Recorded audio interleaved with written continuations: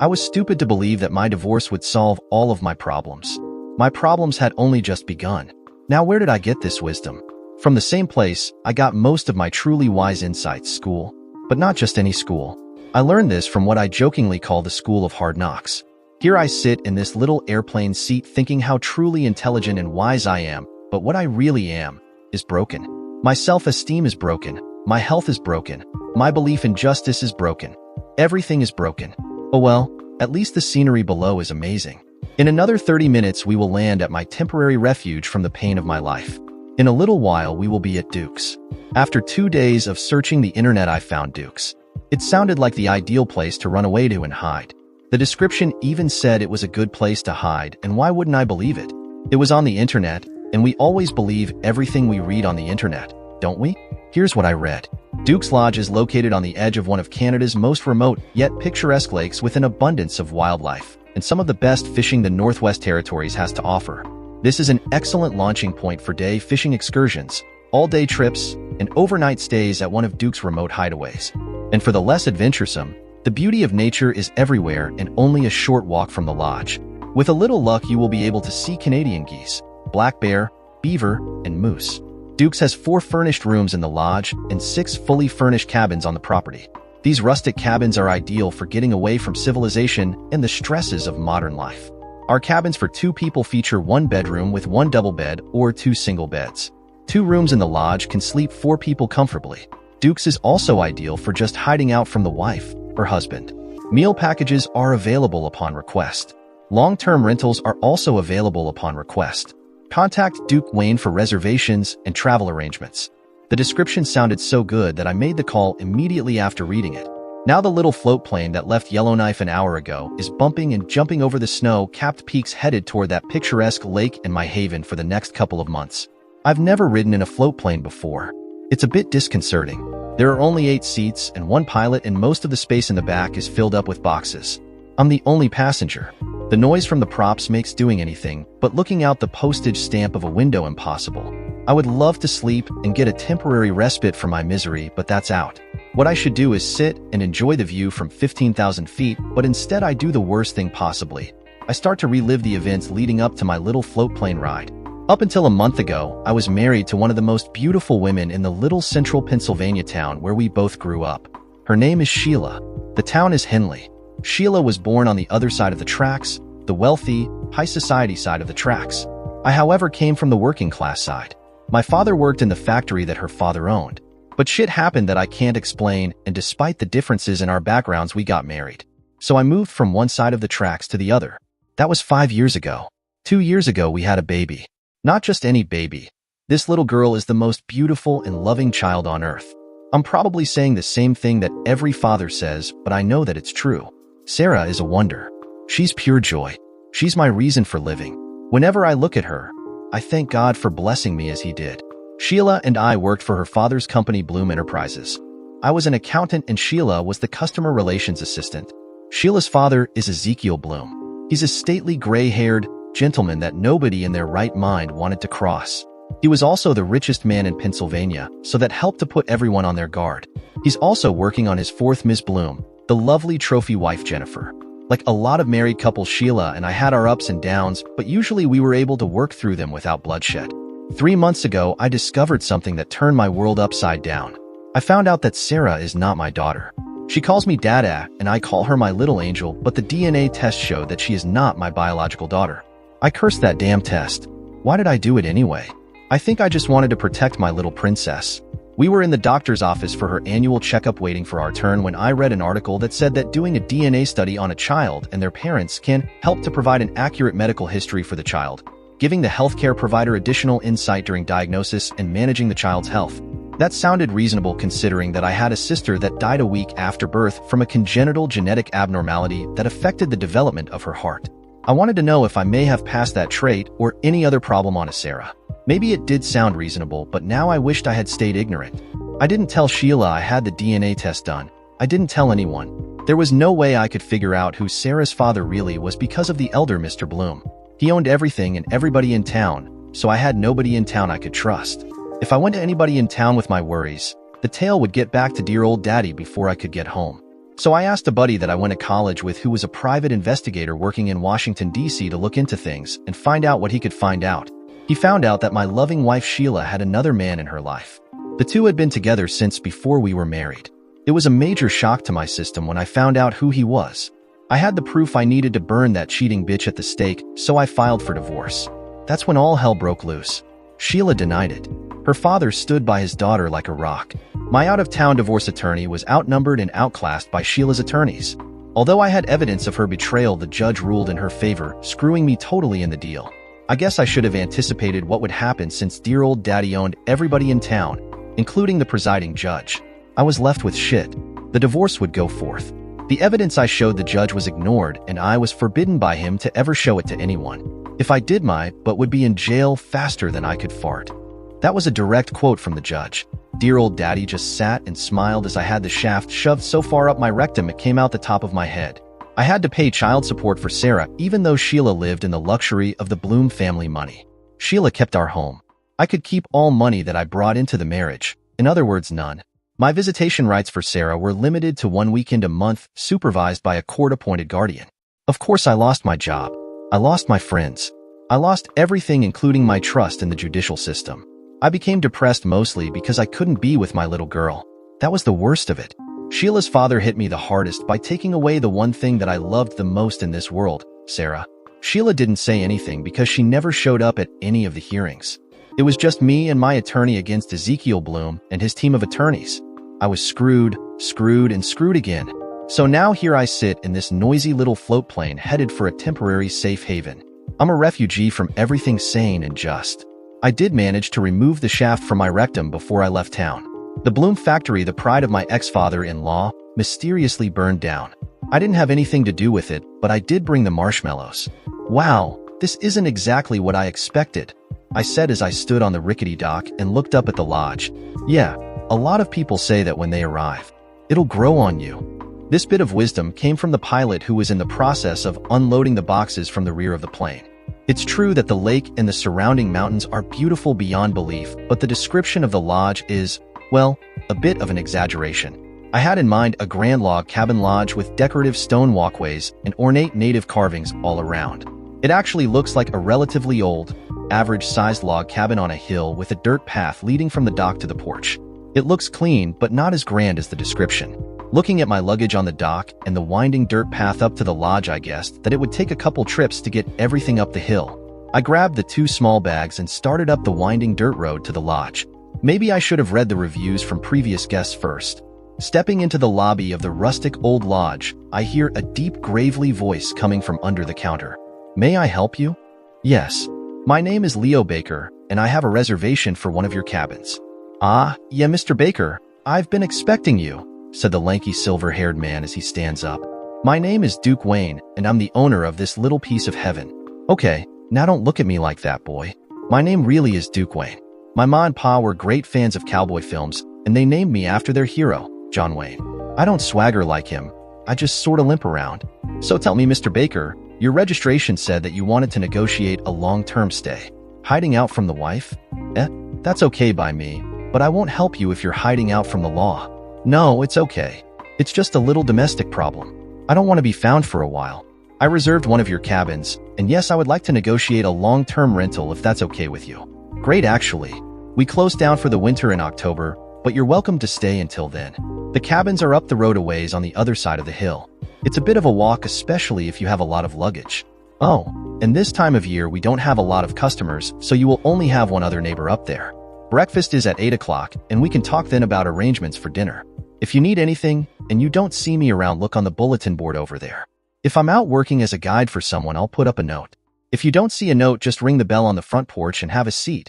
I'll be there as soon as I can. Here's your key. It's cabin number 2. Cabin 2 has the best view of any of the cabins.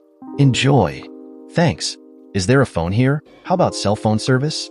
No phone or cell phone service, too remote. But we do have a radio that we use in emergencies or to order supplies. You can make a phone call through the radio most times. We're so remote that everything has to be flown in and out because there are no roads to the lake. Great. See you at breakfast. I walk up the hill with my luggage and realize that was a long up the road a ways. Maybe old Duke is a little prone to exaggerating things just a bit. but at least I got to see a lot of pine trees. Okay, there's number 2. It looks rustic alright, just like the advertisement says, but it didn't say anything about small. Maybe it's bigger on the inside than it looks from here. As I enter, I see that it's just a bedroom and a bathroom. Hardly enough room to change my mind in. I've been in larger bargain motel rooms in my time, but it has the one thing that I want more than anything else in the world at the moment: privacy. Let's see if Duke was exaggerating about the view. I step out onto the small front porch and look toward the lake. Actually, he may have been understating it a bit. From here I can see every bit of the lake. Everything is green and lush, and the water sparkles with the reflections of the sunlight and the surrounding mountains. The snow-capped mountains go all around the lake and create a giant green bowl with the extreme azure blue water in the bottom. Except for where I'm standing, it looks like civilization passed this place by. Unbelievable, I said out loud. Yes, it is, isn't it? The disembodied voice came from the clump of trees at the side of the cabin. This is the second time in my life I've turned around to see a creature of beauty approaching after I say something foolish out loud. The first time was when I met Sheila, and now her, whoever she is. Wow, she is something. She's short and thin with her dark black hair pulled back into a ponytail. She's not frail, just a small woman. The jeans and a red flannel shirt don't show her figure, and her boots are way too big for her. Why is she carrying a pail of water? God, I love her skin. It's clean and clear and the color of warm cocoa. Her eyes are so dark and I can't tell what color they are, and she has a full, sweet smile and a cute pointed nose. She's obviously of Hispanic origin and looks just like someone on an advertisement poster for tourism in Mexico, except she's missing the cliché sombrero. Hi, you must be my new neighbor. I'm Annabella Willems. I'm in cabin 1 just through the trees there. Duke told me someone would be coming today. I've only been here a week, so if you have any questions, I'm sure I won't know the answer. Hi, yes, I'm in number 2. My name is Leo Baker. Pleased to meet you. It's nice to meet you, Leo. Are you staying long? Yes, actually, I think I'm going to be here all summer. How about you? I don't know yet. For a while, I guess. I just don't know. What brings you here? I didn't see you bringing up any fishing gear, so I guess fishing isn't the reason. Actually, I'm here to get away from things back at home for a while. It's rough back there right now, and I just had to get away to think. What about you? Why are you here? Same reason, actually. Problems at home, and I needed to get away. Well, it was nice meeting you, Leo. I'm sure we'll be seeing one another around. See you at breakfast? Okay, bye. Boy, she looks great walking away too. Nice and full everywhere I like. Christ, I haven't thought about another woman like that since I met Sheila. I guess I'm allowed to now that I'm almost single again. As I stood there and watched her disappear into the trees, a thought struck me. I was never been a big believer in the love at first sight thing. I know I've had some lust at first sight encounters in college, but knowing that you love someone on a first meeting seemed far-fetched. But right now, thinking about this lovely woman walking through the woods, I felt something that I couldn't explain. I don't think it's lust, although she does look good enough to eat, but I also don't know if it's love. Maybe what I felt was a familiarity about her. Her whole demeanor made me feel relaxed. I hoped I could get to know her better. I wonder if she's what I came here to find. Breakfast wasn't exactly what I was used to. Duke's breakfast is a very basic meal. Eggs, sausage, toast, orange juice, and coffee. I'll survive quite well just so long as I don't have to cook. The other 2 lodgers seem nice, obviously fishermen. Anyone that wears a vest with 1,000 flies stuck to it is a fisherman. Maybe they knew something I didn't because they were staying at the main house. I haven't seen Annabella anywhere this morning. Maybe I should ask Duke. Hey Duke, where is the young lady that has the cabin up near me? Anna? She came down early and ate. Said she had some work to do. Hell, all she does is sit on the bench up at the top of the hill past you cabin watching the birds. She doesn't want to be around people much. Something's bothering her big time, but she won't talk to me about it. Maybe you can get her to open up, eh? I've got my own problems to worry about. I can't afford to have anybody else's problems mixed in with mine. No room in the old head. Might explode. Well, do what you want, but if I were 50 years younger, I'd be after her to open up. She's the prettiest woman that's been here in 20 years, since my Louisa died. Thanks, Duke. I'll take it under advisement. For now, I think I'll just go back to my cabin and sleep. See you at dinner. Damn, I didn't mean to sleep all day. I must have been more exhausted than I thought. I guess getting screwed repeatedly by your former wife and her family took a toll. Screw him. Screw him all. Hope I haven't missed dinner. Knock, knock, knock. Annabella's sweet voice announced through the screen door. Hello, Mr. Baker? Hello? Hi, sorry, I'm just getting up. I was only going to take a short nap. I guess the thin mountain air is making me sleepy. How are you? I'm fine. I was just wondering if you had dinner. I didn't go down to the lodge at dinner time, so I just decided to make a pot of soup. Would you like to join me? It's quiet up here, except for that bear that comes around every morning, and I would enjoy the company. Bear? Oh, don't worry. He won't bother you if you don't bother him. He just prowls around outside to see what we left out that he can eat. You'll learn fast enough. You know I would enjoy a bit of company too. I guess I missed dinner, so your soup is starting to sound good right about now. Let me clean up a bit and I'll come over. It's just through that clump of trees. In an hour? See you then. I watched as she turned and walked away with another pail of water. She walks so nicely. And what a shapely pair of jeans she has. Her ponytail falls down to the middle of her back and swayed from side to side with every step. Unbelievable. This time I didn't say it too loudly. She did say an hour. So 50 minutes is close enough, right? Just think, yesterday I was in Nowheresville, Pennsylvania, and today I'm on the top of a mountain in Canada with one of the most beautiful women I've ever seen. For the first time in months I can say life is good, at least for the moment. Knock, knock. Hello, neighbor. Anybody home? Mr. Baker, you're early. You should know better than to come to a woman's place early. I'm not ready yet. Give me a few minutes. I can go away if you like. No, just sit on the porch and enjoy the view. It's not as nice as yours, but it's still pretty spectacular. Oh, and call me Leo. Mr. Baker is my father. I turned and sat and saw that she was right. The view from this rickety old rocking chair is pretty spectacular. I've never seen anything like it. You can't get a sense of how large the mountains are across the lake from here. They looked almost like you could reach out with your hand and touch them, but I knew that they were probably a day's walk away. The quiet is deafening. The smells floating through the air are a combination of pine and whatever Annabella's cooking. Both smelled heavenly. Okay, Leo, soup's on. I hope you like it. Oh crap, she's dressed for dinner. I'm sitting here in my jeans and a sports shirt. Maybe I should have put on something nice. I'll bet she looks exquisite in whatever she wears. It's just a simple light blue long-sleeved print blouse and dark blue slacks. Her broad, beautiful smile is just as it was this morning. Or was that yesterday? The boots are gone and have been replaced by sandals. Her hair now falls straight down over her shoulders. She's absolutely beautiful. Hey Leo, wake up. Here's your soup. Oops, sorry I was distracted for a moment. Like you said, the view up here is pretty spectacular. Flatterer. Here, eat. It's not fancy, but it is edible. It's my own concoction, so I hope you like it. All I can offer you to drink is water. Is that okay? Fine. Soup and conversation goes good with water. It took us the better part of an hour to eat her wonderful soup and tell each other the basics of our lives. I told her about Pennsylvania, and she told me about her hometown in Texas. I told her that I'm an unemployed accountant, and she told me that she too doesn't work. I told her about Sarah, and she said that she doesn't have any children. It's been all superficial and formal, but at least it was a start. Leo, why are you here? I don't mean to pry, but you don't seem like the fisherman type, and this is a very remote place. Someone might come here to get away from things. Is that why you're here? Well, it's a very long story. It's also still very painful. I don't really want to think about it right now if you don't mind. Maybe later. I'll be here for a while. I'm sorry, I don't mean to pry. That's okay. How about you? Same thing. Long story that I don't want to talk about right now. She pauses for a moment and gazes out over the scenery. You have a better view of the lake from your cabin. Maybe next time we can eat at your place. I'd like that, and thank you for dinner. Your soup was great. I can't believe that you could come up with a dish like that on just that small burner. It was wonderful. Well, I should be going. Will I see you at breakfast? Of course. I'll make it a point to come down. Have a good night, Leo. I reached my cabin and stood on the porch watching the sun set over the mountains. It's dazzling to say the least.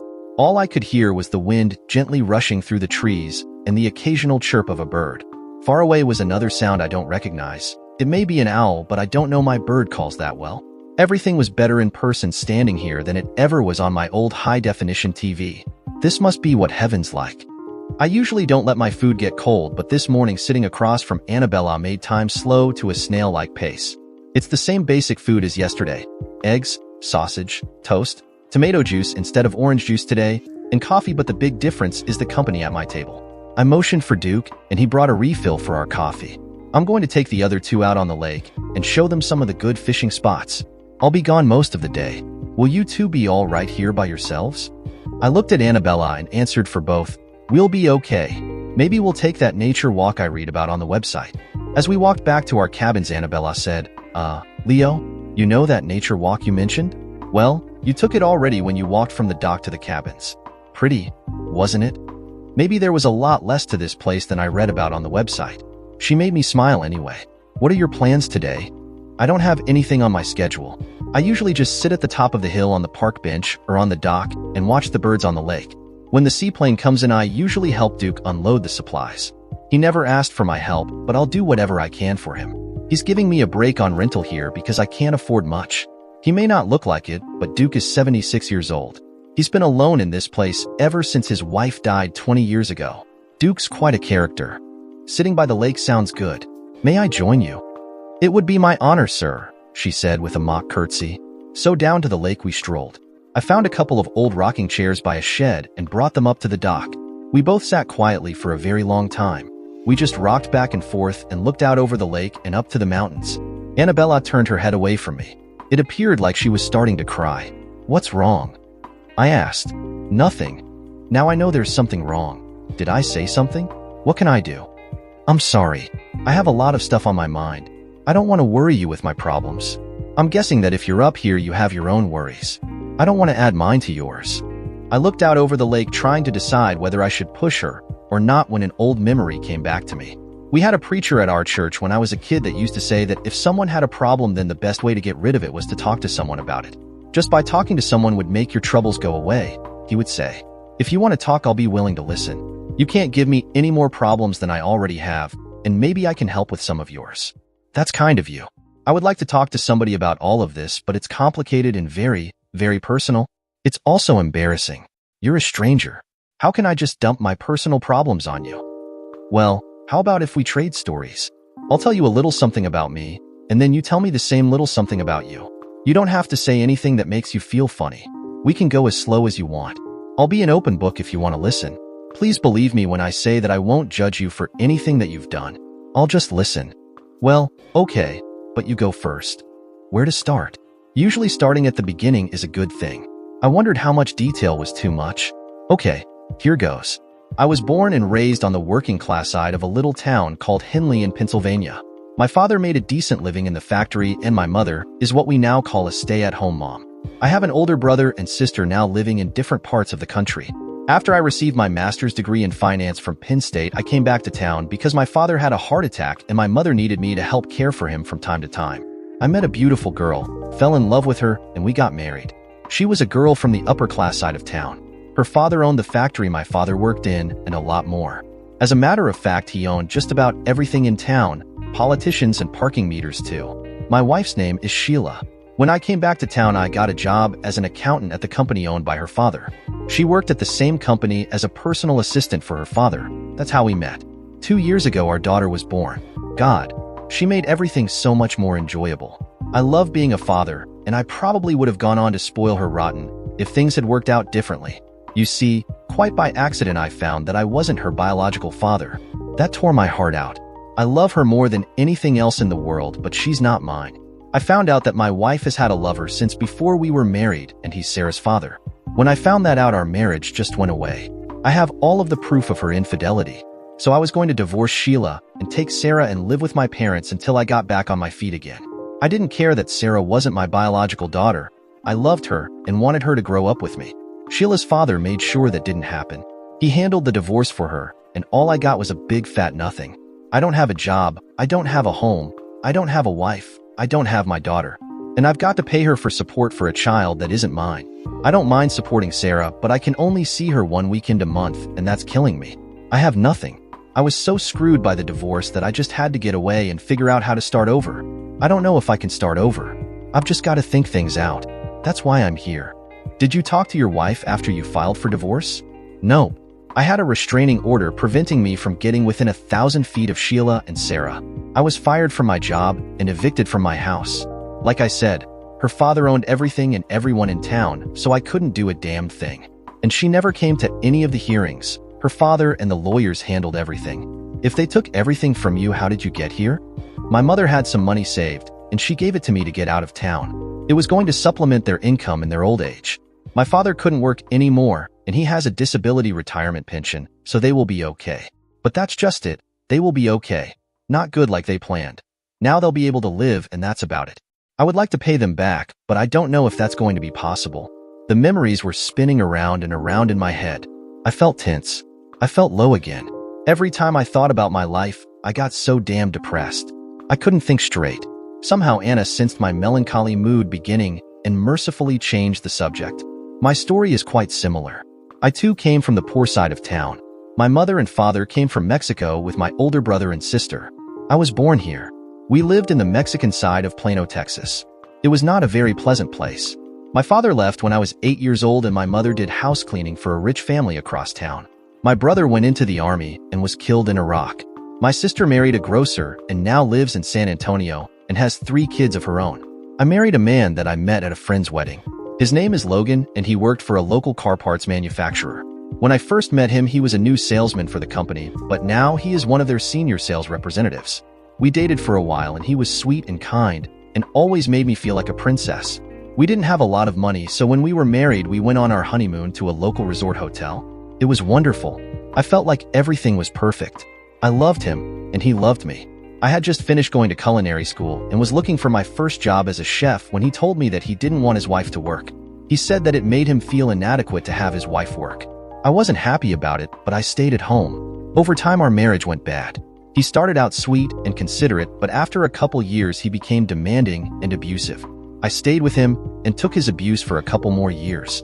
One day, something happened that made me sit back and take a look at our marriage. I was no longer a princess. I wasn't happy. I was in danger. Things happened that I hated, and I just had to get away. So, one day I was looking on the internet for a place to go when I found the website for Dukes. The next day, I took all our savings out of the bank and sold my car and my wedding ring and came here. I've only been gone 2 weeks. Sometimes I'm afraid that Logan's going to find me and come here.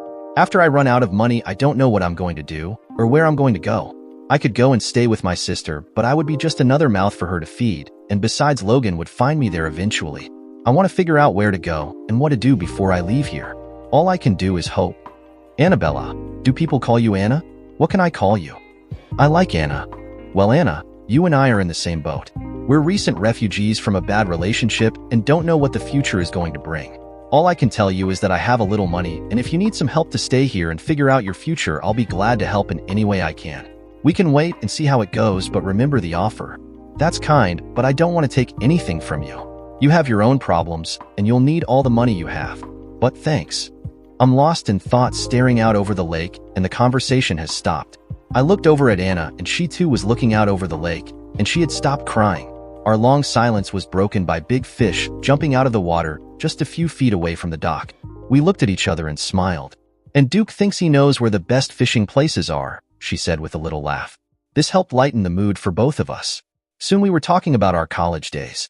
Penn State sounds exciting to Anna, even as I try to make it sound boring. Culinary school sounds exciting to me because I'm a big fan of eating. As we talked, we become more and more comfortable with each other. Our conversation turned to the dreams we each had as we were growing up. We talked about our pets and our friends. We sat and talked until the sun was straight overhead and the water was so calm it looks like a mirror reflecting upside-down mountains from the other shore. God, I love this place. Leo, I'm going back to my cabin for a while. I'm going to take a nap. If you want, I'll bring a pot of soup over tonight, and we can sit on your porch and talk some more. I really enjoy your company. Is that all right? She stood and ran her fingers across the back of my hand. The reaction in my body was startling and pleasant. I would love it. I really enjoy talking to you too. I'm going to stay here for a while. You go ahead on up. As she left, I turned to watch her walk up the dirt path. I was still amazed at the beautiful sight of her walking away, amazed and aroused. I looked at her as she walked away and thought that now anything was possible. I turned back to look at a pair of geese flying over the lake. Before I knew it, I was sound asleep in the old rocking chair. Knock, knock, anybody home? Anna said through the screen door. Hey, let me help you there. Put that down on the table, and I'll see if I can find some bowls. Sorry I can't offer you a fine wine, but I forgot to pack a few bottles. Maybe when Duke has a supply run, we can include a couple. We each fixed a bowl of another concoction of hers and went to the porch to eat. When we put down our empty bowls, actually after I had 2 helpings, I sat back and put my heels on the porch railing and my hands behind my head. She looked over at me all stretched out and comfortable and said, just like a man and a dog. A full stomach, and now all you want to do is stretch out and go to sleep? Where did you learn to cook like that? We had a housekeeper that cooked for us, but she never put together something as impressive as that. That was delicious. Thank you. I enjoy cooking and had a great teacher in school. He told us that at one time in his life he was unemployed and had to eat whatever he could find. Sometimes he got leftover food out of restaurant dumpsters and made a soup or a stew with whatever he found. He called it heaven provides soup. My mother used to call it hobo stew. Whatever you call it, it works. I just took his idea of taking whatever you have and putting it together in a way that makes it enjoyable. I'm glad you liked it. We sat in silence for a while looking at the lake. A squirrel came rushing out of the brush and stopped just a few feet in front of us. Just as soon as it stopped, another came rushing out and went after the first. They ran around and around chasing one another until finally they both disappeared back into the brush. I always enjoy a little after-dinner entertainment, I said. She just smiled. Leo, you said that your marriage went away when you found about your daughter's father. What did you mean by that? I took a deep breath and let it out fully before starting. I was married to Sheila for 5 years. In all that time, I never knew that she had a secret lover. Maybe I was too stupid to see the clues. I don't know why I didn't know, but I didn't. When I got the DNA test results, I reached the only conclusion I could. Sheila was having an affair. I didn't want to believe it. Hell, I couldn't believe it, but all of the evidence was there. So I asked a friend from college, Ken Houghton, to help. He works as sort of a private investigator in Washington, D.C., and has a group of people that can find out just about anything. What he found out was the identity of Sheila's lover. He had photos and videos of them in bed together, and somehow he found evidence that they had been lovers since she was in college. How could I believe that my wife could be unfaithful to me? I needed to see for myself. I watched the video and I was completely blown away. I watched my life and my marriage dissolve right in front of my eyes on that TV monitor. I was brokenhearted and sick. I cried. I beat the walls. I wanted to die. I wanted to kill somebody. I spent several hours on my motorcycle riding around thinking about what I saw and what I should do about it. The only solution I could find was to get a divorce. I'm so sorry. That must have been horrible for you. It's crazy that someone could live 2 separate lives and not expect to be found out. What she did to you should be punished. God, what a bitch. Oops, sorry. Sometimes it just comes out. I do understand a little Spanish, and that last part is exactly right. You know, I've said the same things myself, but I don't know if I want revenge. Right now, all I want is to get as far away from her and her controlling father as I can. I'm still thinking. Anna took the dishes back into the cabin. When she returned, I turned to hide the tear coming from my eye and wiped my face before she could see me. I think she saw anyway. You know, Anna, just talking about the whole situation makes me hurt all over again. I really loved Sheila and can't understand how she could betray me like that. You can understand how painful it is when the person you loved is not the person you thought they were. I saw in her eyes that she knew all too well the pain I'm describing. I put my hand on hers and she began to speak. Leo, I told you this afternoon that I feel comfortable talking to you. I know that we've only known each other for a little while, but I want to be as open with you as you have been with me. Please understand that some of what I'm about to tell you is hard for me. It's very intimate. I don't know if I can even say these things out loud. Please be patient with me. I said, just talk and don't worry about me. I won't interrupt. I'll be patient and I don't want you to do or say anything that will hurt you. Okay, here goes. I told you that my marriage started out beautifully and changed over time into a nightmare. My first signs of trouble were subtle. I thought nothing of it because I loved my husband and wanted to please him. When we were first married, our sex life was great. We made love with passion and only occasionally did we just have sex for fun. We didn't do anything weird. A few months after we were married, Logan said he wanted to experiment.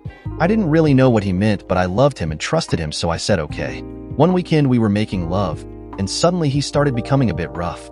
He started pushing me and twisting my skin between his fingers and leaving marks all over me. He turned me over and took me from behind. That was the first time I've ever had sex like that, and it hurt a lot. I was bleeding a little bit when he finished. He just smiled at me and said that I was a good wife. He said he wanted more. And over the next couple weeks, what he did bordered on brutal. He would spank me and slap me and pinch me until I would cry. He used various toys on me, and it hurt a lot. But the more it hurt, the more it turned him on. He became a madman the more I screamed and begged him to stop. I remember one time that I was sick with the flu or something, and he told me to get in the bed and get ready for him. I said that I was sick and couldn't. He grabbed me and ripped my clothes off and started slapping me until I fell to the floor crying. He dragged me to the bed and tied me to it face down. He started laughing and hitting me on the bottom and the back of the legs with a stick. The more I protested and begged, the more he laughed, and the harder he hit me. I cried out for him to stop, but all he did was tie a pillowcase over my mouth, so he couldn't hear my screams. He hit me over and over and over until I passed out. When I came to, I was untied, but I was in a lot of pain. I was so angry and hurt. I couldn't sit down at all because my bottom hurt so much. I could barely walk. I found him passed out on the couch in the living room. He was passed out drunk. I didn't know that he was drinking because he was doing it outside the house and in the car. Before long, he was drinking all the time, and at home too. I tried to stay clear of him when he did.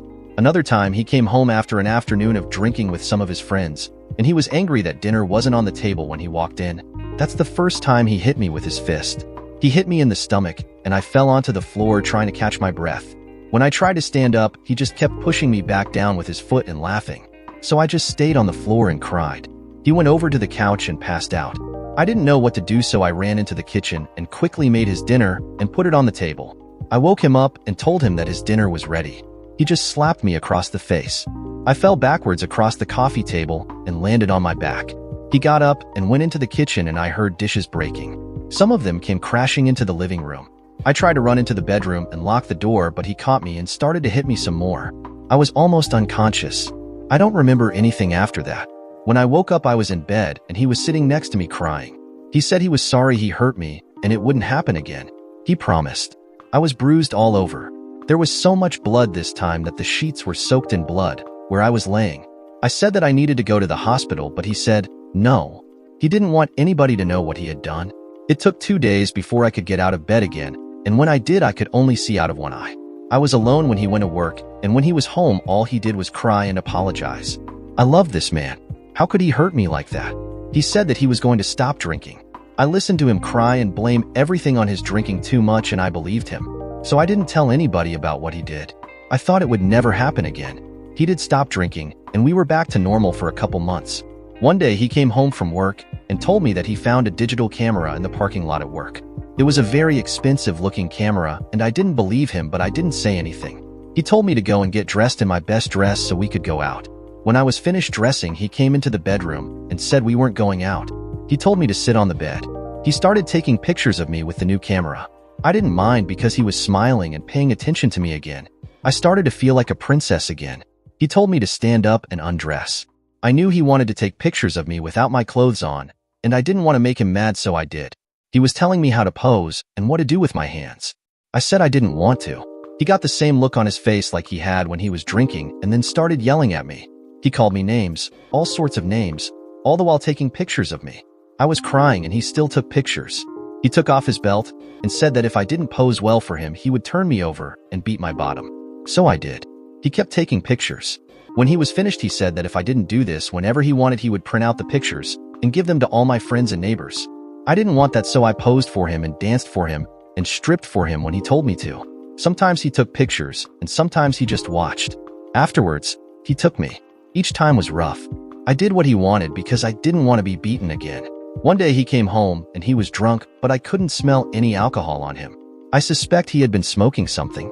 He got his camera and demanded I strip for him, and I did. He told me to do some weird stuff, but I said no.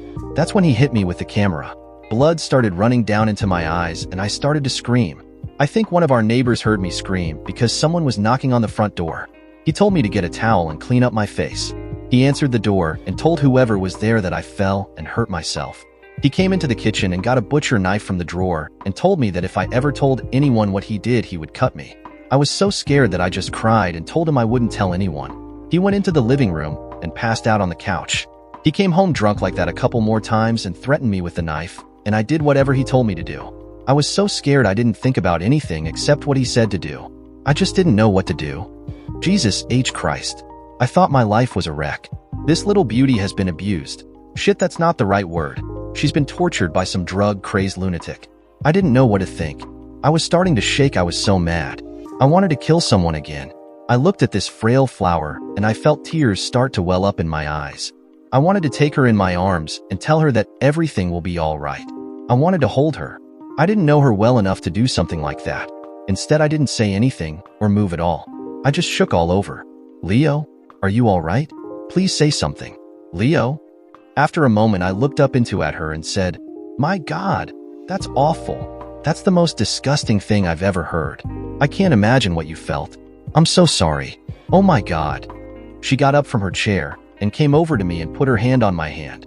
Tenderly, she pulled the tense hand from my chest and put it to her cheek. She smiled. My tension started to fade and my shaking subsided somewhat. She whispered in a soft voice, "Thank you.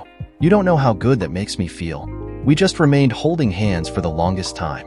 "I think I'd better take what's left of the soup and go back to my cabin," she said as she set my hand down on the armrest. "I'll see you at breakfast." When she was gone, I could only think of her and her awful, brutal husband. Finally, I decided I needed to go to bed. It took a long time for me to get to sleep because of the images she put in my head. Now I had more awful images along with the ones of my wife and her lover. These were different though. These showed an innocent, young woman being tortured, and all I want to do is come to her rescue. Slowly, a fitful sleep blacked out my thoughts. Duke poured the coffee and observed, "Looks like somebody had a rough night." He's right. When I looked in the mirror this morning, all I saw was bloodshot eyes and drooping shoulders. "Got any aspirin? See what I can find." I took a big gulp of the coffee and looked around the room. The two other lodgers are just finishing up their breakfast, and I nodded a greeting to them. Anna was nowhere to be found. Duke returned with a bottle of aspirin and set it next to my coffee. "This high mountain air will fool you. It doesn't take long to get that headache because the oxygen is just a bit thinner up here. Take it easy for a couple days and let your system get used to it. Why don't you go out on the lake today? I'll get you one of the boats and you can see what kind of a fisherman you are." "Good morning, Duke." Anna kissed the old gentleman on the cheek, making him blush. "Isn't it a beautiful morning? Ask your friend here. He looks like the bear slept with him last night." Duke filled Anna's coffee cup. She finally got a good look at me and said, "Good God, you look terrible. What happened?" "Thin mountain air caught up with him," Duke replied. "He'll be fine in a couple days." He walked away back to the kitchen with the coffee pot. "Are you going to be all right?" she asked. "Yeah, as soon as the room stops pulsing, I'll be fine." Duke suggested a day out on the lake. I may take him up on it. "I haven't been fishing since I was a kid. Maybe you shouldn't go out alone. I don't know anything about fishing, but I can at least keep you company. That might be nice. Got any sunblock?" "I'll see what Duke has."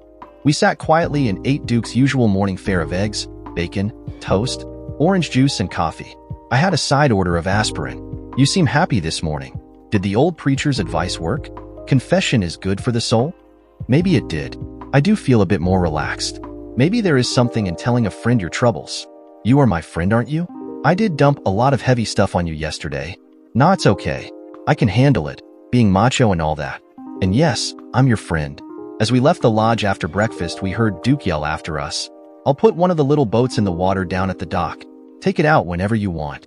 "Thanks, Duke." Anna took my hand, and we walked hand in hand back to our cabins. Around 10 o'clock, I met Anna at the dock. She dressed in a white long-sleeve man's shirt and her blue jeans. She was now wearing tennis shoes and a white baseball cap. Her hair was pulled back into the ponytail again. For a woman that dressed in everyday grungy clothes, she sure looked beautiful. It may have had something to do with the big smile on her face as she saw me approach. I haven't had too many beautiful women smiling at me lately. I found some sunblock. Duke has a supply cabinet in the back room with everything. "How are you feeling now?" "Better. The headache is bearable. Maybe a day on the lake with you is just what I need." She smiled when I said, "With you?" She has such a pretty smile. It took a few minutes to figure out how to get the motor started and get moving. We puttered around for a while and finally turned the motor off in a spot where we could see all sides of the lake at the same time. The mountains that surrounded us made our little boat seem so tiny, and the lodge looked like a postage stamp from where we were. I looked around and saw that Duke had prepared everything for us. The poles were ready and there was a little box with some bait that looked like little dough balls. "Well, let's at least look like we know what we're doing," I said. I put a dough ball on one of the hooks and gave the rod to Anna, and she dropped the line over the side. On the other pole, I left the spoon that was already on it in place and put the line in the water. She watched me and copied what I did with the rod at the other end of the little boat. Tentatively, she held the rod and reel and said, "Now what do I do?" "Just wait," I said, "and be patient." We sat like that for a few minutes when Anna said to me, "Leo, I didn't think about what I was doing yesterday when I told you my story. Well, actually, part of my story. I didn't tell you everything. You got all tense while listening, and I think I may have added my problems to yours. I didn't think about that, and I'm sorry. We don't have to talk about it anymore if it hurts you. But truthfully, I feel somewhat better by telling you. And to be truthful to you, Anna, I did dream about what you told me. I thought about how brutalized you were. I look at you now and can't imagine someone wanting to do that to you. You are so delicate and gentle and beautiful. How could someone try to destroy that? That's monstrous. Did you just call me beautiful? Yes. You are beautiful. I look at you and see a very beautiful woman. Hell, any man in his right mind would. But that's just the outside. I can only see a little of what's inside, but what little I do see also looks beautiful too, and quite fragile. Thank you. I haven't been called beautiful in a long time. There are a lot of stupid people in this world. Thank you for not being one of them. Anna's rod jerks downward suddenly. What was that? That's a nibble. Hold on to the rod, but not too tightly. Wait and see what happens. We sat quietly for a while, staring at her rod. Nothing happened for a long time. Relax. He's gone, I said. Anna looked from the rod to Leo. Can I tell you something? Sure, anything. You make me feel like princess. You are a princess. She smiled at me and said, thank you. We relaxed and looked around, taking in the spectacular view of the mountains and the sky. After a while, our eyes met. She smiled her wonderful smile at me. I smiled back and thought that the spectacular view just got a whole lot better. She scooted over to sit next to me and put her hand on my hand and her head on my shoulder. We sat like that for a long time, just looking out over the lake. Again, Anna's rod jerked downward. Hey, our friend's back, I said. I took her rod and put it into her hands. As soon as she gripped it, the tip jerked downward violently. Then again, I said, hold on, I think we're going to have a visitor. Pull up on the rod and reel it in a few feet. The rod began to bend and pull and shake violently. I don't know what to do. Help me, Leo. Just hold on the rod tightly and put the back end in your hip. Take the other hand and start reeling it in, slowly.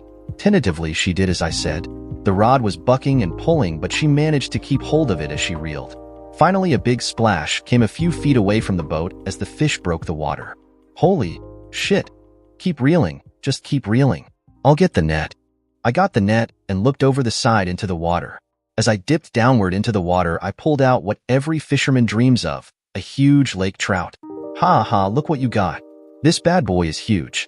He's a beauty. All Anna could do was stare, wide-eyed. I know what we're having for dinner tonight. You called your soup, heaven provides well honey. Heaven just provided dinner. I took the line with the fish and moved everything over to the cooler and put our dinner inside. Wait till Duke sees this. He'll keel over. Anna was still in shock. Almost at once, she jumped up and threw her arms around my neck and let out a scream of glee, rocking the boat as she did. Whoa there, sit down. We don't want to go swimming just yet.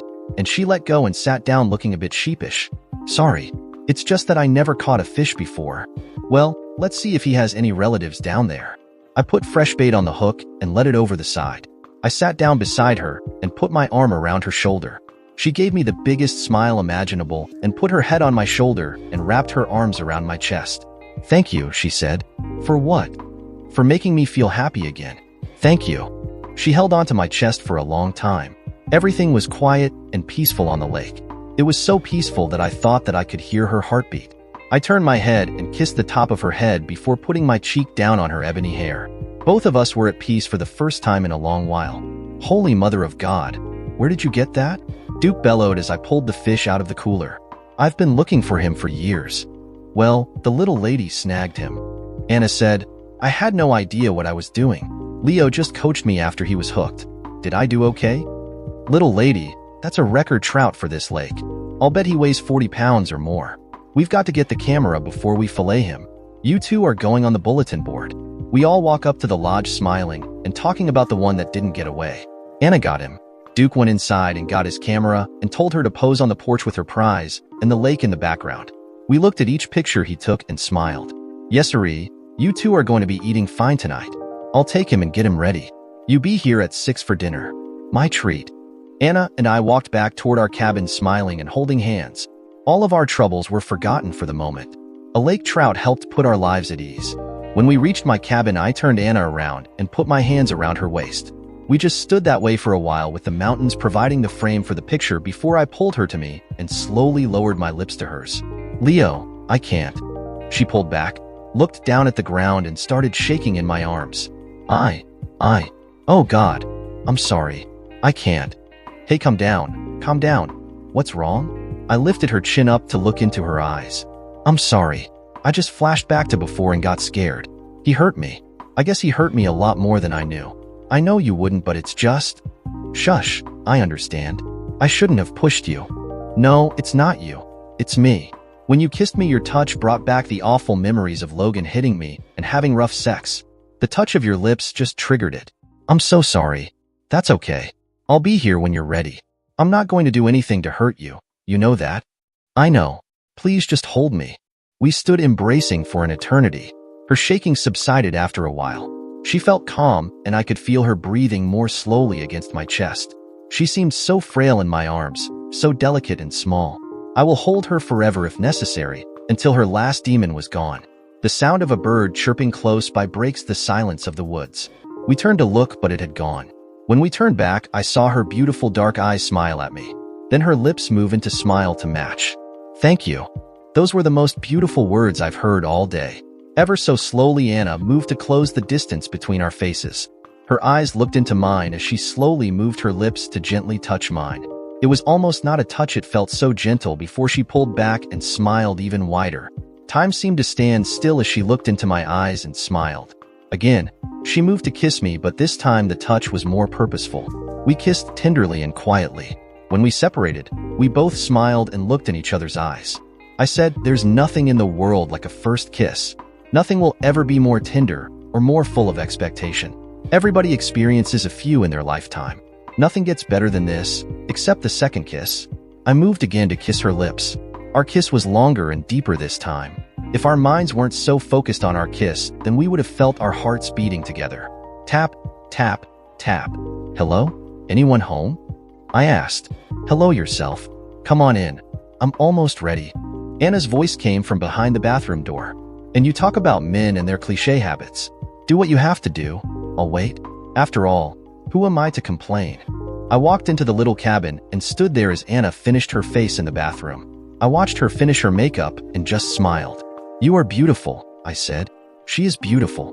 She was wearing a pretty yellow print top that hugged her body in all the right places.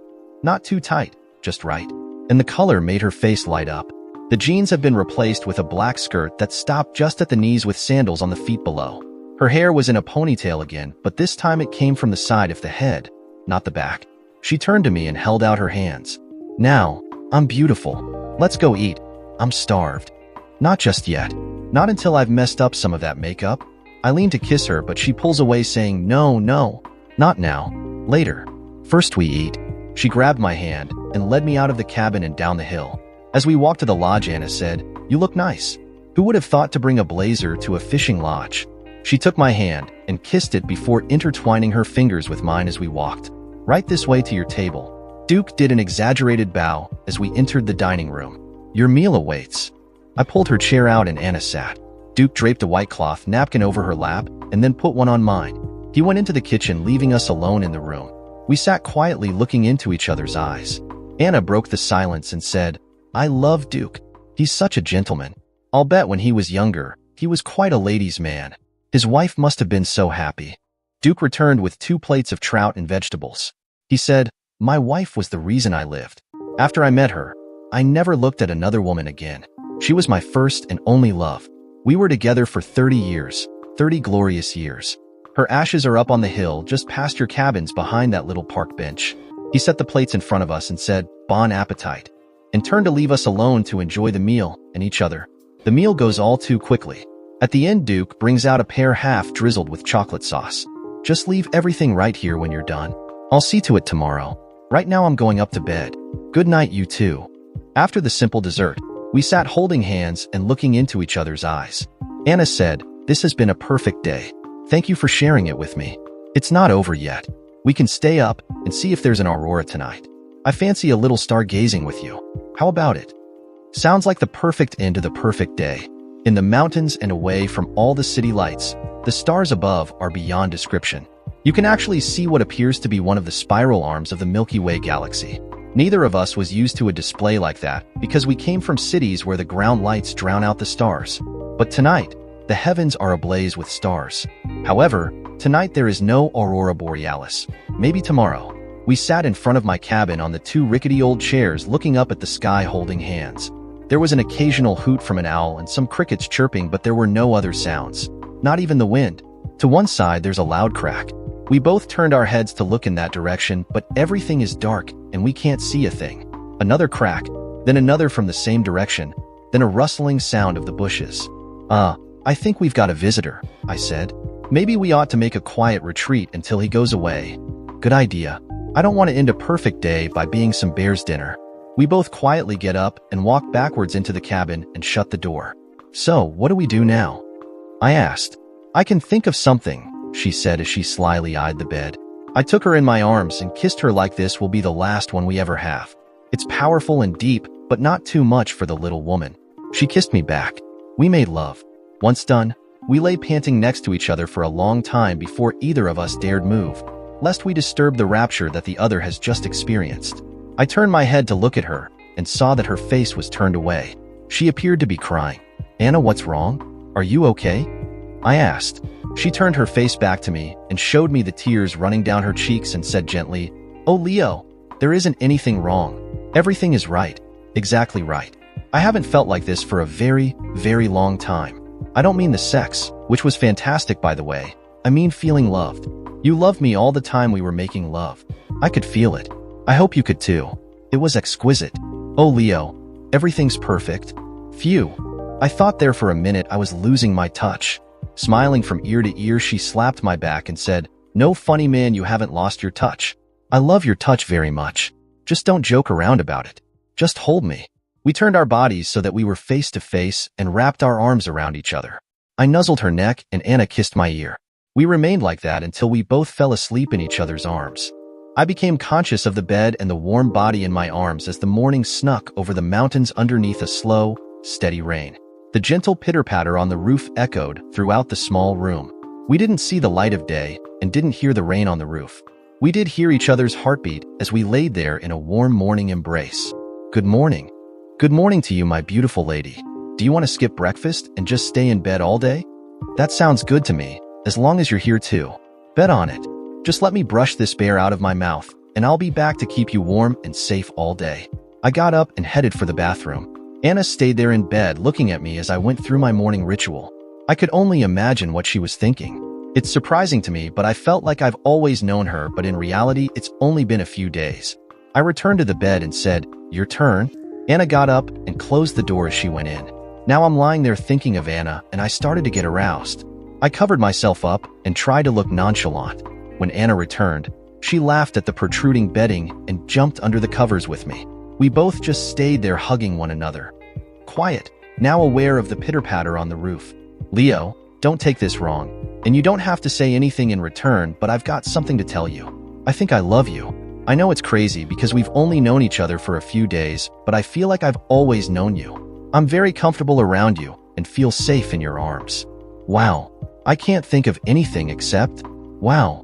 Yeah, maybe it is crazy, but I feel better with you in my arms than I have with anybody else for a very, very long time. Right now, I want to concentrate totally on you and not think about the mess I just left. Anna, honestly, I could feel that way about you, but I can't think about loving you while I've got one hell of a problem to figure out. I don't want to hurt you. I want you to be happy, and if you are now, then that's all that I care about. I don't care about anything or anybody else right now. I care about you and only you, right now. Stop thinking and hold me. Anna and I stayed in bed the entire day talking and loving.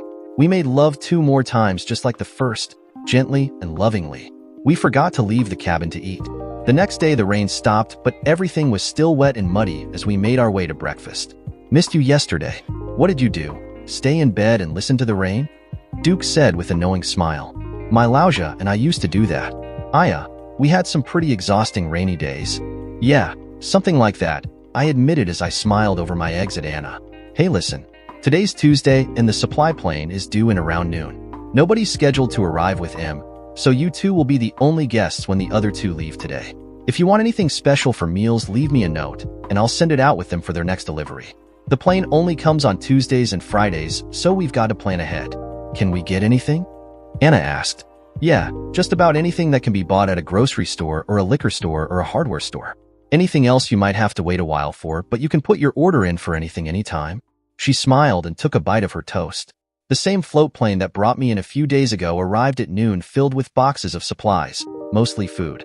We helped Duke unload the stuff and store it in the pantry while the two fishermen carried their luggage down to the plane for their trip home. Everybody worked quietly and efficiently.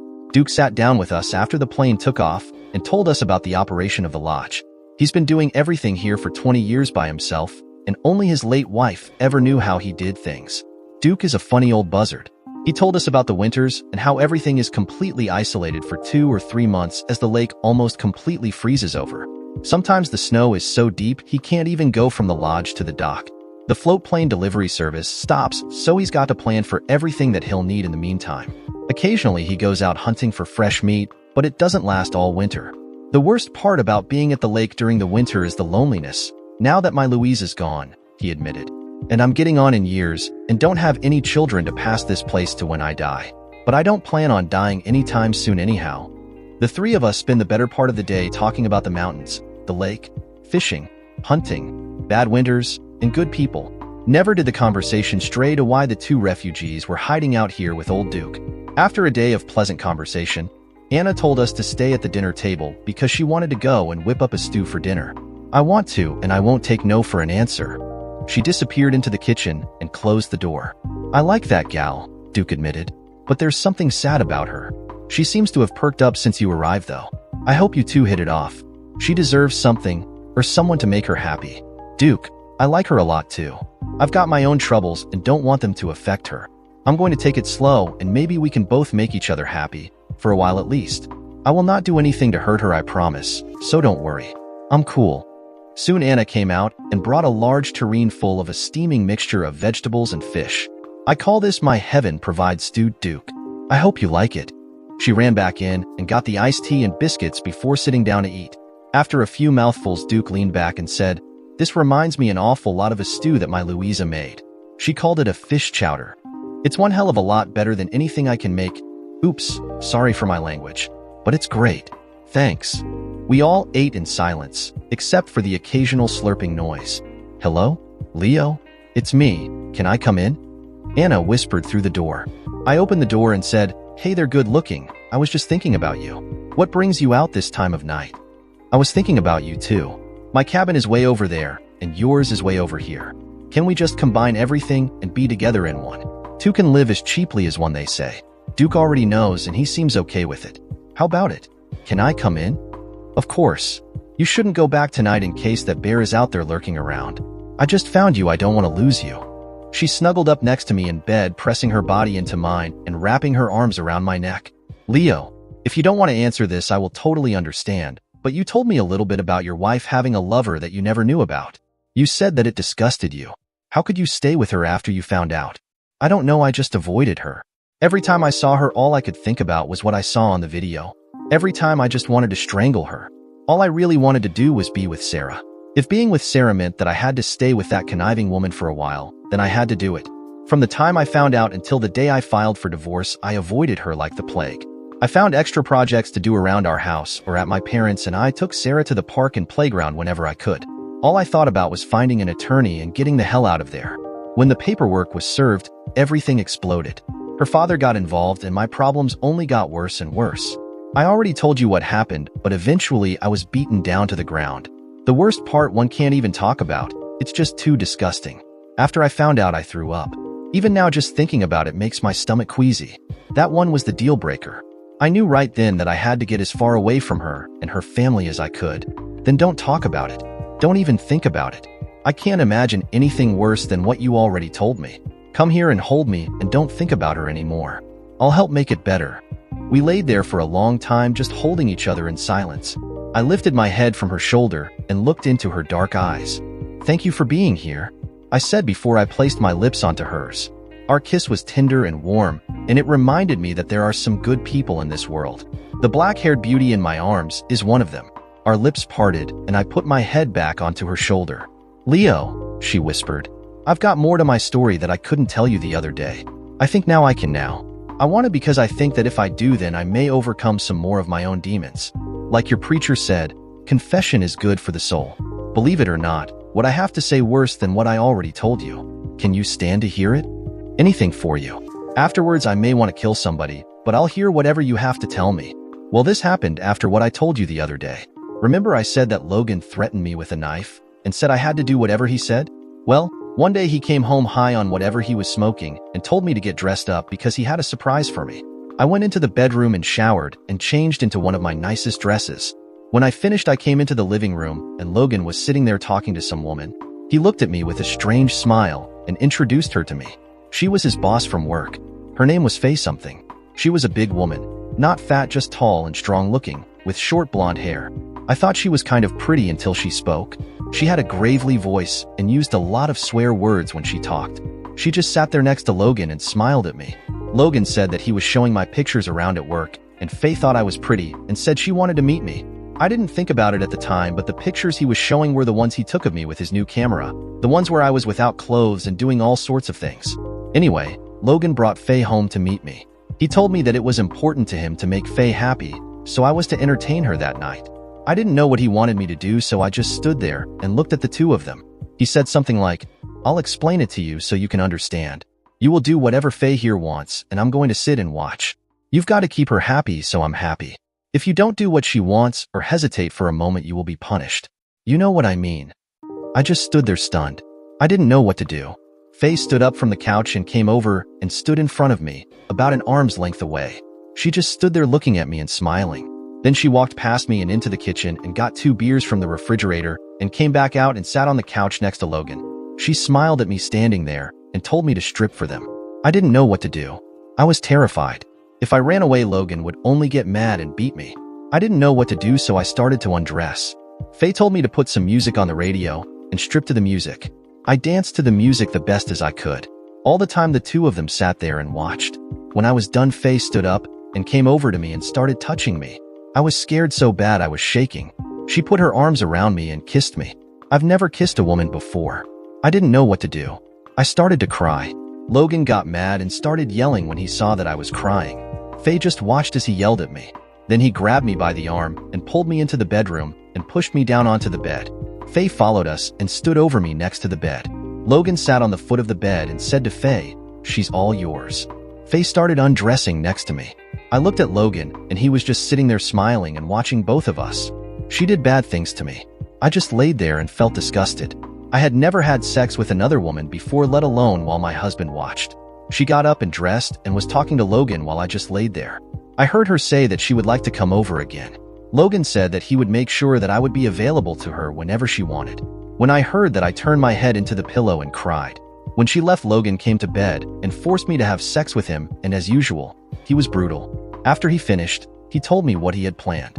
He said that his boss really enjoyed my company and she wanted to come over again. He told her that he would let her if she gave him a certain customer's account at work. She said she would. He also told me that he had been showing my pictures to his friends at work and they liked what they saw. He said that from now on I would have to be ready when he called to entertain his friends and coworkers and customers and do whatever they wanted.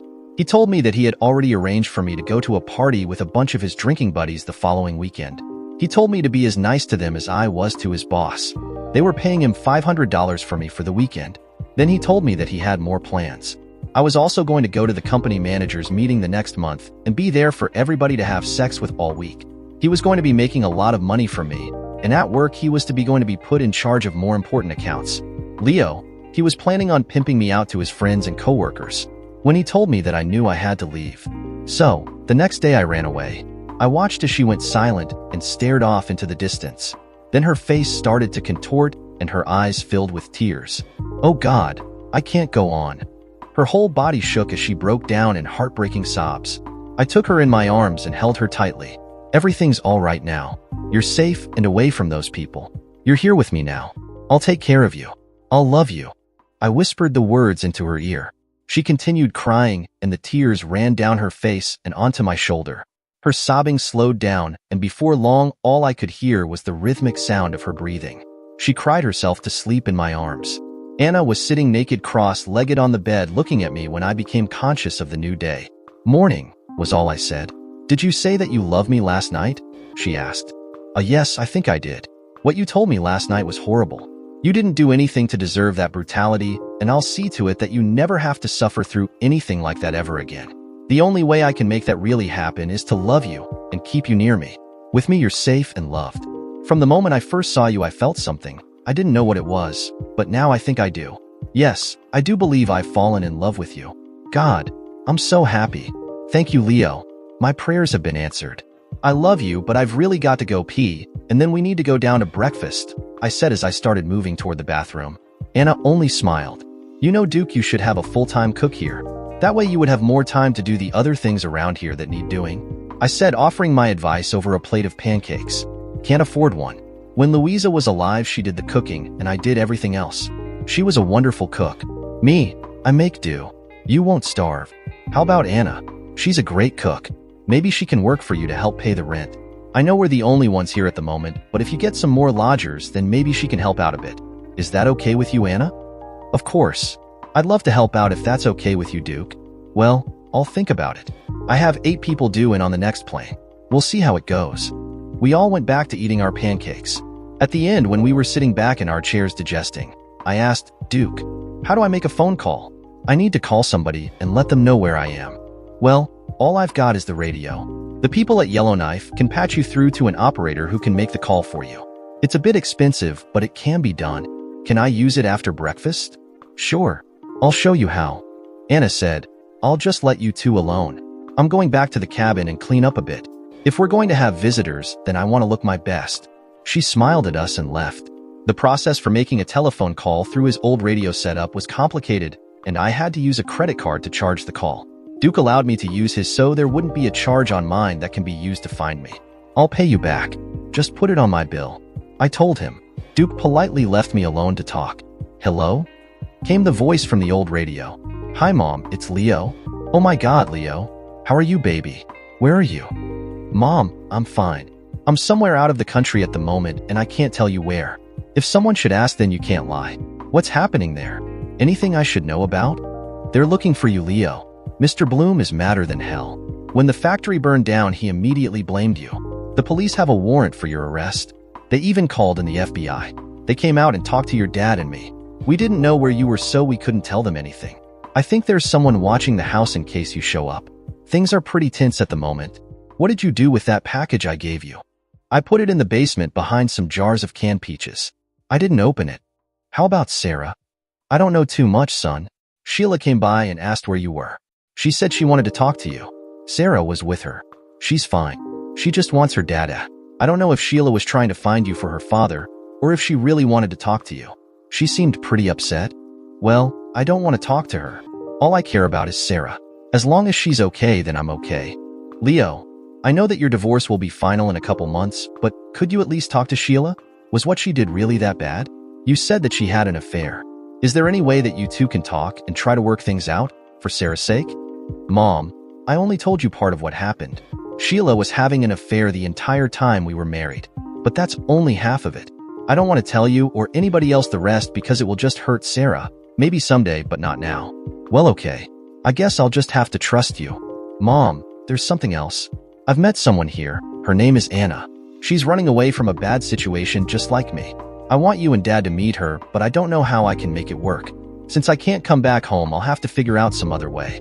I just want you to know that I'm not as depressed as I was the last time you saw me. I'm better. I'm actually happy when I'm with Anna. I think I'm going to be okay as long as she's with me. I just wanted to let you know. Oh, Leo, I'm so happy for you. After all the heartache, you deserve to be happy. Call and let us know what your plans are. I love you, son. Take care. Bye, Mom. Oh shit, what am I going to do now? The FBI's out looking for me.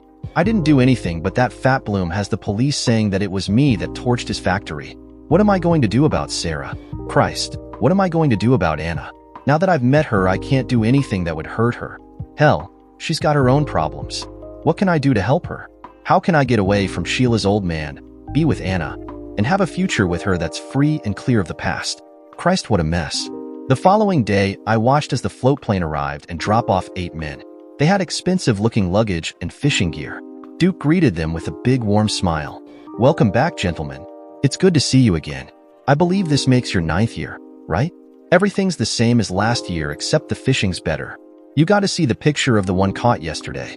A real monster it is. We all helped to get the men's luggage up the hill to the lodge. That afternoon, they took 4 boats out to get in a little fishing before sundown. Duke has Anna help him in the kitchen with dinner. She prepared the fish the men caught and steamed some fresh vegetables. Duke does the salads and bread under her direction. For dessert, Anna prepared a simple pear cranberry crisp. The new lodgers were very excited about dinner and asked the chef to come out and visit. Sheepishly, Anna went into the dining room. All I could do was sit at another table and watch. One of the men started speaking. "Madam, we want to compliment you on your dinner. Everything was delightful. We expected Duke's usual rustic fare to go along with the rustic charm of the lodge, but this was totally unexpected. I know food. See, I own a string of restaurants in Detroit, Chicago, and Cincinnati, and none of our best chefs could match what we just ate.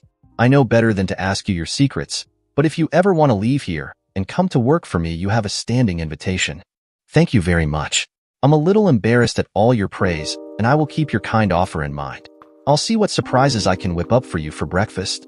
Anna came over to my table and sat down beside me and put her head on my shoulder, smiling from ear to ear. The praise did her ego good. The restaurant owner got up and walked over to us. "Sir, you should be proud of your wife. She's a magnificent cook. I'm serious with my offer. Please think about it." I said, "Yes, I am proud of her, but we're not married. We both met here, refugees from bad situations back at home." "I'm sorry to hear that. The bad situations back at home, that is. Where are you from?" Anna said, "I'm from Plano, Texas." I said, "I'm from a small central Pennsylvania town that nobody's ever heard of called Henley." One of the other men spoke up and said, "I know some people in Henley. What's your name?"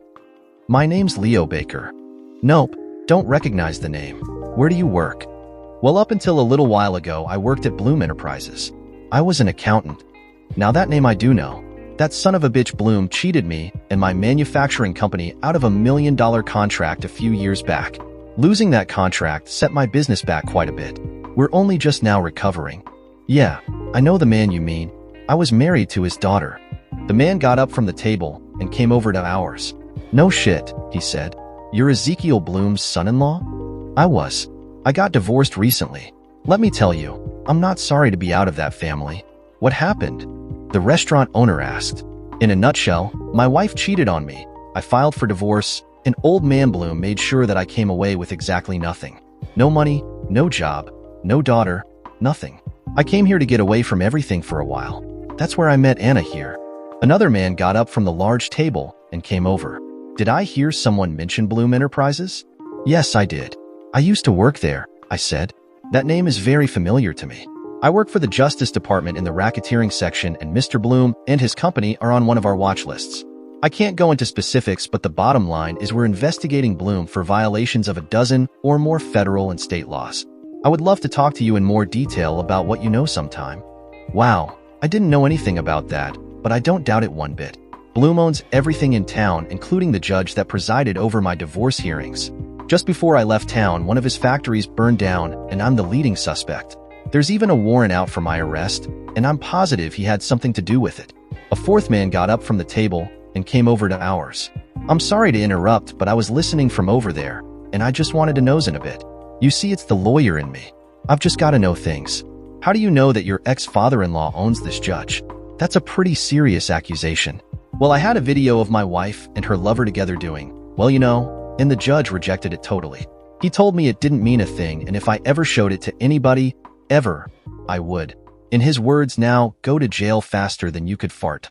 That sounds just like a certain pompous a-hole judge that I know in Henley. I've always suspected that he took some sly money. He screwed me and a couple of my clients too, and I just wish I could prove it. Sounds like you need some help getting unscrewed. Maybe we can talk and see what's possible. I know I would like to help." The manufacturing man said, "Absolutely. I'll do anything to give old Bloom a taste of his own medicine." A fifth man stood up and came over. "Listen, everybody. This sounds like we need some military-style coordination here. I haven't seen any action since Afghanistan and would love to put the screws to some big shot to help the little fella. No offense, Mr. Baker." "None taken," I said. "Why don't we adjourn to the porch and have a couple drinks and talk this over? With all the high-priced brains in this group, you can bet the farm we could come up with something quite spectacular. What do you say, Mr. Baker?" Anna chimed in and said, "This is where I make my exit. Thank you everybody for everything. Leo, I'll see you back at the cabin. When you get back, wake me and tell me your plans for taking over the world. Gentlemen, good night, and thank you." I watched from the porch as Duke walked Anna back to our cabin. I heard him thank her for making the group so happy and asked her to come back in the morning to help with breakfast. After they were out of sight over the hill, we started discussing the possibilities. When I got back to my cabin well after dark, I saw Anna curled up in bed asleep. She looked so peaceful like that, almost as though she didn't have a care in the world. I knew that if I woke her up, her troubles would come flooding back, so I quietly slipped into bed next to her and spooned her body into mine. Whether the sleeping beauty knew it or not, we've had another simply perfect day. That night, the aurora borealis performed its magic for us, but we were asleep in each other's arms and couldn't see it. After breakfast, Anna and I sat on the dock and talked. Anna, before I tell you about what we discussed last night, I've got a question for you. What do you want to do about your husband? You haven't mentioned divorce, but I can't see any alternative. I don't want you to go back there and get hurt. Or worse. What are you thinking? I've thought about filing for divorce, but if I did, he would come after me, and when he found me, I would pay dearly. He's quite possessive. I thought about just staying hidden, and maybe he'll move on and find somebody else. I can't go back there. Why? What do you have in mind? Yesterday after you left, we started talking about everything that's happened to me and my problems. I told them that I didn't want revenge, I just wanted to get some justice. Well, they had a lot of good ideas, and believe it or not, these men have a lot of influence and money between them. One of men that didn't come over and talk to us is the CEO of a huge computer company, and he's worth millions, maybe billions. He said he's just shy. Remember the lawyer that we talked to? Well, his name is Alan, and he knows Ken, my friend, the private investigator that helped me find out about Sheila and her lover. And the one man that came over and said we need some military coordination is a retired colonel in the Army Special Forces. He's quite something.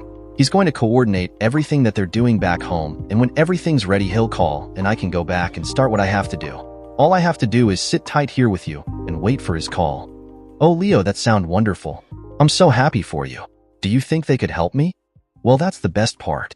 That lawyer fellow knows a divorce lawyer in Dallas that he said was an absolute shark. By the time we get back there, everything should be ready, and all you have to do is have one meeting with the attorney, sign a few papers, and wait until Logan signs before you come back here. According to what he said last night, getting your husband to sign will be the tricky part. The Army major said to leave that to him. Anna, I think everything's going to be okay. I don't know what to say. Why would a bunch of strangers want to help me? To them, I'm just a cook in a remote fishing lodge. Why me?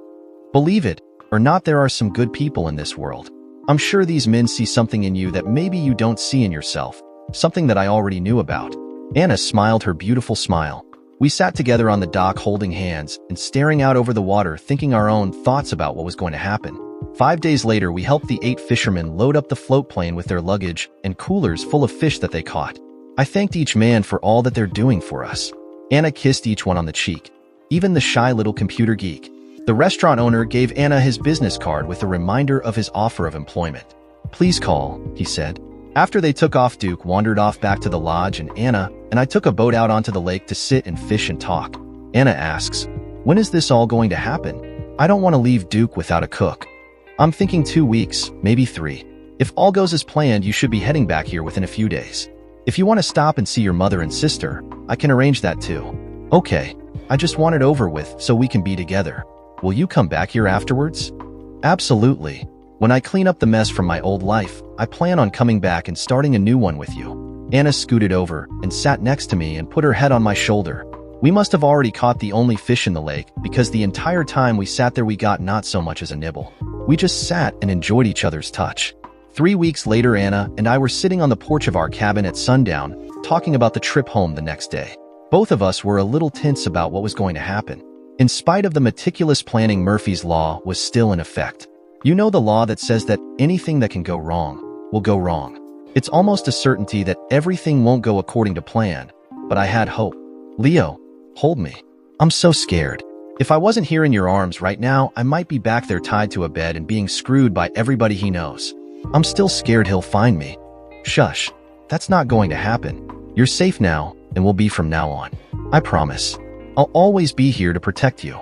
We sat holding one another, watching the sun drop behind the mountains. I gently stroked her cheek as a tear drifted down her soft skin. Her gentle breathing told me that she now felt relaxed. Anna, since you told me your entire story, I think it's only fair that I tell you about my final demon. This is just as hard for me to talk about as it was for you to tell me about your past, but bear with me as I tell you. Anna, when I found out that my daughter wasn't mine, I was so mad I wanted to kill Sheila.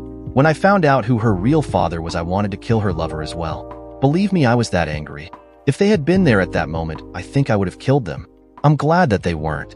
I went looking for Sheila and found her with her lover. I knew exactly where to find them. Anna, I saw them making love. I was so overwhelmed at seeing them there together that I think my brain just froze. Anna, the man making love to Sheila, was her father. She and Ezekiel Bloom have been lovers since before we were married. The photos I had confirmed it, and the video I watched showed them in his bedroom making love. I said I knew exactly where they would be because she said she was going to go visit her father, and I found them in his bedroom, just like in the video. And Anna, Sarah, is his daughter. That's why I don't want to tell anybody. If she knew that her father was also her grandfather, it could hurt her immensely. If anybody found that she was the product of an incestuous relationship, she would be an outcast. I can't have that. I'll do anything to protect her. Oh my God, Leo, that's unbelievable. How can she? I mean, who does she? What? Oh shit, I just can't talk because I want to strangle that woman for hurting you. My God, I feel so sorry for your daughter. Damn. Anna, when I saw them in bed together, I started running away. I naively thought that divorcing her would solve everything. Instead, it just made things worse. After I left, I ran here to get away from everything, and I found you. Now I know that we have a future. Just as soon as we close the door on our past, everything will be over. I do know one thing for sure, and that is we will be together after all this. That is if you want me. Oh, Leo, of course I want you. You make me feel just like a princess. The next couple months may be difficult, but when it's all over, we will be together forever. You don't know how wonderful that sounds. You know that after tonight, we might not get a chance to be together for a while. I want you. I want to make love with you one more time before we go. I love you so much. We kissed for a long time, standing in the fading daylight. When we parted lips, we both walked into the little cabin. I sat down on the bed as Anna closed the door. We made love. When she regained her senses, she looked longingly in my eyes and kissed me on the lips. God, that was fantastic. Oh, wow. She relaxed and fell onto my chest in a heap. Sleep was our final reward. Duke, Anna will be back in a week at the most. I'll be gone a bit longer. I know about the lake freezing over and how it will be impossible to fly in, but I'll try my damnedest to get back long before then. You just keep a close eye on my little chef while I'm gone. Don't worry about me. I was here 20 years before you came, and I'll be here 20 more after you leave. I'll keep an eye on your little darling for you. You two just be careful and have a safe journey. Anna kissed Duke on the cheek, then stepped into the doorway of the little plane. I shook the old buzzard's hand and followed her in. Finally, the pilot entered and closed and locked the door. I could see Duke standing on the dock waving goodbye as we rose into the air. Anna and I walked into the tall glass building in downtown Dallas to see her shark of an attorney. I had an image in my head of what she was going to look like, but the little gray-haired woman calling us into her office was quite a bit different than what I had imagined. Good afternoon, I'm Jane Oakes. She sat behind her big mahogany desk and smiled sweetly at Anna. Don't let my appearance fool you. It works to my advantage sometimes when the opposition doesn't know me. But once they've met me, the wish, they would never see me again. Now, Anna, I heard everything from my dear friend Alan, but I want to hear it from you.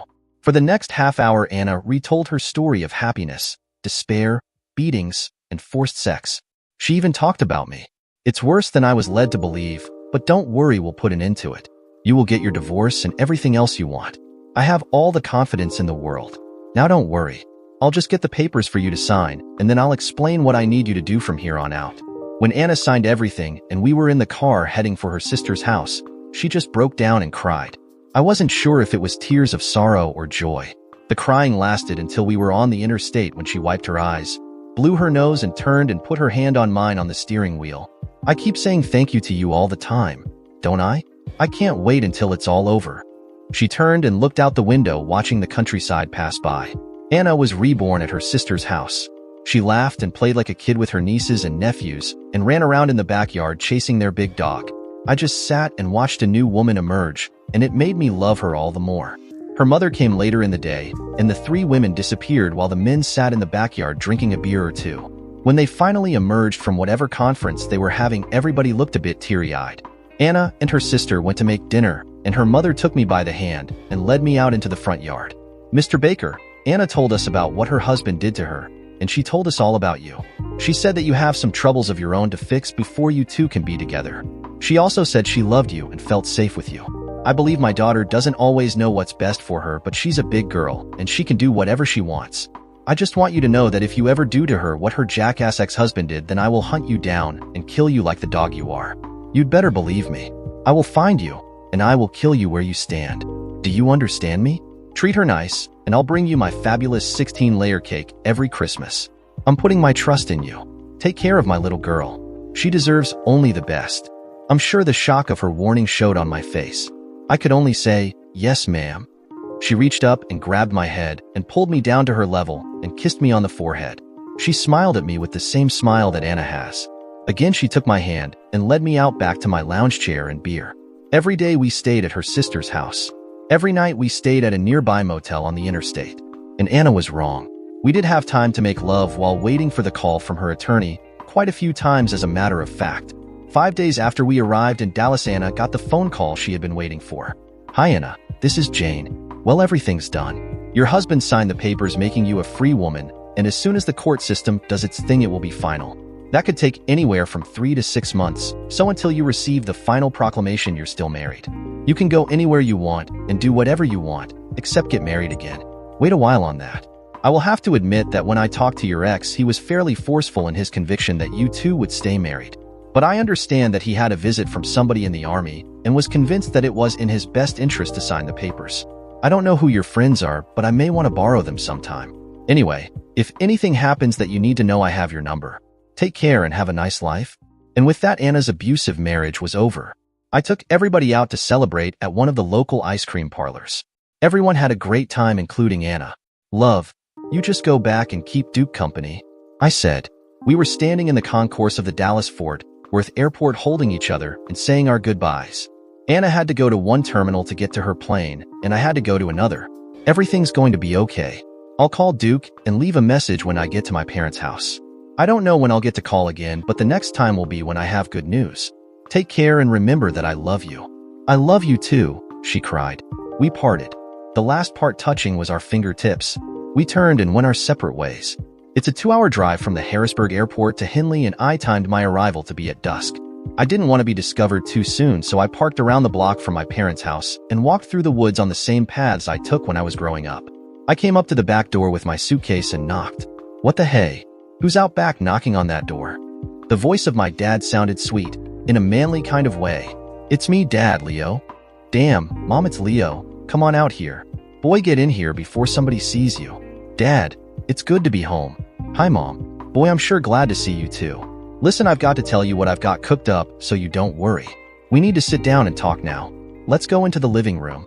I just want to put my feet up and relax." I spent the rest of the evening telling my parents everything about what I expected to happen over the next couple days. If it all happened as planned, then within a week, it should all be over with. At some parts, they laughed at the sheer audacity of the scheme, and others they laughed at what was going to happen to the people involved. We had a good time, and I was relaxed and ready. Before I went to sleep in my old bed, I called and left a message for Duke and Anna telling them that I was safe and everything was okay. Bright and early in the morning, I heard the newspaper land in the driveway out front. I walked out in my shorts and robe and picked it up standing in front of the car, stretching big as day. "Well, that should let everybody know that Leo's home," I whispered to myself. It took only 30 minutes for the 3 police cars to show up. Knock, knock, knock. I answered the door and heard, "Leo Baker, I have a warrant for your arrest. Please come out quietly." I turned and winked at my mom and dad and walked out. You know, handcuffs aren't as painful as I would have thought. Sure, I had to ride to the station with my hands behind my back, but it didn't hurt too much at all. I was photographed, fingerprinted, and put into a cell by myself. Now all I had to do was sit and wait for the shit to hit the fan. And I didn't have to wait long. Within an hour, the stately Mr. Bloom came roaring into the station demanding to see me. I could hear his voice way back in the cell where I was. Within about a minute, he was standing in front of me, shooting bullets at me with his steely gray eyes. "Boy, I'm going to burn you up. You have the balls to burn down one of my factories and come dancing back here like nothing happened. I'm going to make sure that you never see the light of day again. And you can just say goodbye to your little girl. She's going to forget that you ever existed. When I'm finished with you, you will wish you were dead." I watched his tirade and thought, God, I just love watching that big vein on the side of his head pulse like that. I didn't get a chance to say anything to him when he was called to come back to the office by one frantic-looking deputy. I just sat back down and listened. I heard a lot of yelling and screaming coming from the outer office, and finally someone yelled, "Go get him now!" The same wide-eyed deputy came back and unlocked my cell and told me to follow him. I walked into the office and found the lawyer I met at Duke's, Alan, standing there glaring at Mr. Bloom. Mr. Bloom was even a brighter shade of red than he was 2 minutes before. My lawyer friend Alan said, "Mr. Baker, are you okay? Have they treated you well?" "I'm okay, just a little confused why I'm here, that's all." "Well, we're just about to clear all that up." Alan took out his cell phone and placed a call and said simply, "We're ready now." In about a minute, a tall man in a suit walked in, flanked by 2 state police officers. He walked up to Mr. Bloom and held out a manila envelope. "Mr. Ezekiel Bloom." The beat red-faced man said, "Yes, what do you want?" Mr. Suit said, "Sir, I have a warrant for your arrest. The charge is tampering with government officials, namely one Judge Owen Carter and City Fire Marshal Thomas Johnson. I also have a federal warrant for your arrest for racketeering and money laundering. I have a cease and desist order for all operations of Bloom Enterprises until such time as a federal grand jury can convene on said charges. I've included a copy of the lawsuit we're initiating against Bloom Enterprises in the name of Leo Baker for wrongful termination. This lawsuit notification is being delivered at this moment to corporate management. Lastly, I have another warrant for your arrest on the charge of incest with one Sheila Baker, your daughter. A warrant is being served at this moment on her." He turned to the deputy sheriff, handed him an envelope and said, "Sir, as a duly appointed official of this town, I hereby notify you of a lawsuit against the town of Henley for wrongful imprisonment. You two are duly served." I had to sit down because I needed to hide my big fat smile. Mr. Suit turned to me and handed me another manila envelope saying, "Mr. Baker, I have a court order quashing all charges against you until the issue of the fire marshal's report is reviewed. Also, at 10 o'clock tomorrow morning, a hearing will be convened to review your divorce decree. Another judge will be reviewing your case since the former presiding judge is currently under investigation for misconduct of office. During the entire time we were being served our legal papers, my attorney Alan never took his eyes off of Mr. Bloom, who by the way was now sitting in another chair looking particularly glum. "Leo, let's go. You're a free man," Alan said quite loudly. We turned and strode out the front door. He smiled all the time he drove me to my parents' house. When we stopped out front, he turned to me, held out his hand to shake mine and said, "Good luck, Leo. I'll see you at the hearing in the morning. All of this is a little present from your fishing buddies. I think from now on things will be a little bit quieter around here, at least for you. God, I love small towns. Good night, kind sir." He nodded his head, bidding me adieu. My parents came out and met me at the curb as Alan drove away. "How'd everything go, son?" My dad asked. "Better than I could have ever imagined. Let's go in and get something to eat. I'm starved." The divorce review hearing was a lot different than the first. First, Sheila showed up, and with only one attorney. Second, the new judge had a very concerned look on his face when we came in. And third, well, let's just say that I had a little hope this time because Alan was sitting next to me. The review took almost 4 hours. This time the evidence of Sheila's infidelity and incest was allowed, and almost immediately the judge said something about her being an unfit mother. In the end, he overturned a couple key points. The child support I had to pay was removed since Sheila had a lot more saving and income than I did. Child custody was reversed. I was awarded primary physical custody. I was now going to get child support. The house remained hers and the income split remained the same. In other words, I still left broke. I didn't care because I had Sarah. During the entire hearing, Sheila didn't say a word. She just sat there and looked at her hands in her lap. Her lawyer spoke for her when he had to, but she remained silent. She looked awful, but she stayed quiet. When the hearing was over, I asked if the lawyers could leave so I could talk privately to Sheila. I started talking. "Sheila, I'm going to make this brief. I didn't do any of this for revenge. I just wanted a divorce. I just want to be as far away from you as I can be. The sight of you makes me sick. You hurt me more than you can ever imagine with what you and your father did. When your father took over and tried to railroad me, I got mad.